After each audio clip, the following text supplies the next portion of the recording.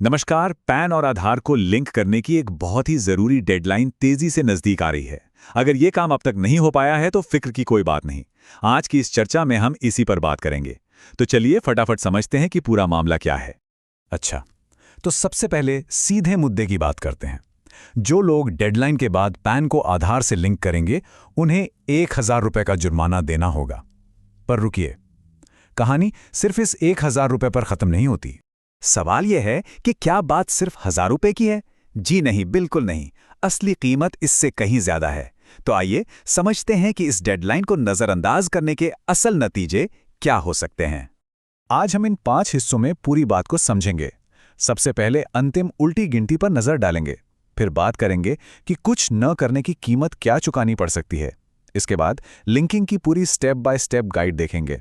फिर ये भी जानेंगे कि अपना स्टेटस कैसे चेक करें। और आखिर में जो आम समस्याएं आती हैं, उनका समाधान क्या है। मतलब समस्या से लेकर समाधान तक हर पहलू कवर होगा। तो शुरू करते हैं पहले खंड से, अंतिम उल्टी गिनती। 31 दिसंबर 2025 की तारीख अब दूर नहीं है, और ये सिर्फ कोई मामूली सरकारी नियम नहीं है, बल्कि अपनी वित्तीय पहचान को एक्टिव रखने का आखिरी मौका है। तो इसका मतलब क्या हुआ? मतलब ये कि अगर पैन लिंक नहीं है तो 1 जनवरी 2026 से वो निष्क्रिय यानी इनऑपरेटिव हो जाएगा। इसका सीधा सा मतलब है कि पैन कार्ड किसी भी जरूरी वित्तीय काम के लिए इस्तेमाल नहीं किया जा सकेगा जब तक कि जुर्माना भरकर उसे दोबारा चालू न करवाया जाए। अब आते हैं दूसरे और शायद सबसे जरूरी हिस्से पर, निष्क्रियता की कीमत। चलिए अब ये समझते हैं कि एक निष्क्रिय पैन किसी की रोजमर्रा की वित्तीय जिंदगी पर असल में क्या असर पड़ता है। तो इसके परिणाम वाकई में काफी गंभीर हैं। जरा सोचकर देखिए, इनकम टैक्स रिटर्न फाइल नहीं हो पा रहा है, कोई टैक्स रिफंड आना था वो बीच में ही अटक गया है, कमाई पर टीडीएस जो कटता है वो ज्यादा ऊंची दर से कट रहा है, शेयर बाजार या म्यूचुअल फंड में निवेश करने की कोशिश की लेकिन वो भी ब्लॉक हो गया। अरे यहां तक कि बैंक में केवाईसी अपडेट करवाना भी मुमकिन नहीं होगा। मतलब लगभग हर बड़ा वित्तीय काम रुक जाएगा। ठीक है, समस्या तो अब साफ समझ आ गई है। तो फिर इसका समाधान क्या है? चलिए अब उस पर बात करते हैं। ये पूरी प्रक्रिया 2 आसान हिस्सों में बटी हुई है और हम हर कदम को विस्तार से देखेंगे। सबसे पहला कदम है 1,000 रुपये के शुल्क का भुगतान। इसके लिए इनकम टैक्स पोर्टल पर जाकर पैन और आधार नंबर डालना है और फिर ई-पे टैक्स के जरिए आगे बढ़ना है। यहाँ एक बात का खास ध्यान रखना है।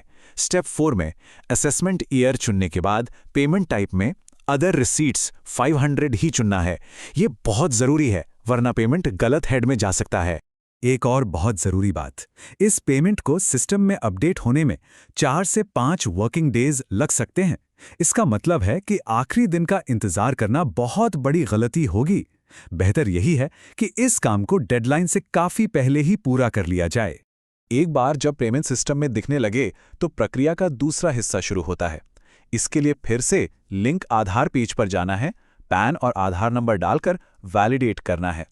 पेमेंट डिटेल्स कंफर्म होने के बाद आधार के हिसाब से नाम डालकर और ओटीपी के जरिए इसे वैलिडेट करते ही लिंकिंग की रिक्वेस्ट सबमिट हो जाती है।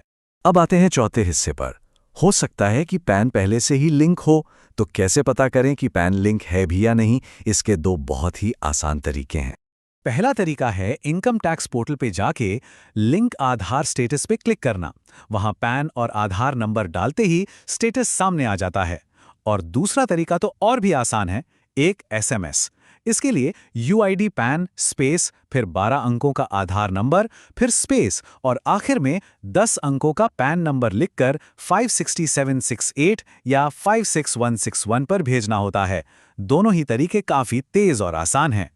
और अब हमारा 5वां और आखिरी खंड, आम लिंकिंग समस्याओं का समाधान। कई बार कुछ दिक्कतों की वजह से लिंकिंग नहीं हो पाती, तो घबराने की बात नहीं है। अगर कुछ दिक्कतें आ भी रही हैं तो उनके भी समाधान है। देखिए, सबसे आम समस्या होती है नाम, जन्मतिथि या जेंडर में मिसमैच। अगर ऐसा है तो पहले उस दस्तावेज को ठीक कराना होगा जिसमें जानकारी गलत है। पैन की डिटेल्स के लिए प्रोटियन यानी एनएसडीएल या यूटीआई टीएसएल की वेबसाइट पर जाना होगा और आधार की जानकारी के लिए यूआईडीएआई की वेबसाइट पर। और अगर पैन कार्ड ही खो गया है तो अपने टैक्स ऑफिस यानी मूल्यांकन अधिकारी से संपर्क किया जा सकता है। अगर ऑनलाइन तरीकों से बात नहीं बन रही है तब भी एक रास्ता है। किसी भी नज़दीकी पैन सर्विस सेंटर जैसे एनएसडीएल या यूटीआई आईटीएसएल पर जाकर इसे ऑफलाइन भी करवाया जा सकता है। वहाँ एक एनेक्शर आई फॉर्म भरना होता है और बायोमेट्रिक ऑथेंटिकेशन के जरिए पहचान की पुष्टि करके लिंकिंग पूरी हो जाती है। देखिए, ये कोई सलाह नहीं है, ये आयकर विभाग की सीधी सीधी चेतावनी है। समय पर लिंक ना करने का मतलब है कि पैन काम करना बंद कर देगा। बात बिल्कुल साफ है। तो सवाल अब यही है कि 1 जनवरी 2026 की सुबह जब आएगी तो किसी की भी वित्तीय पहचान सुरक्षित होगी या नहीं? ये एक ऐसा सवाल है जिसका जवाब तैयारी पर निर्भर करता है। उम्मीद है इस जानकारी से पूरी तस्वीर साफ हुई होगी और सही कदम उठाने में मदद मिलेगी।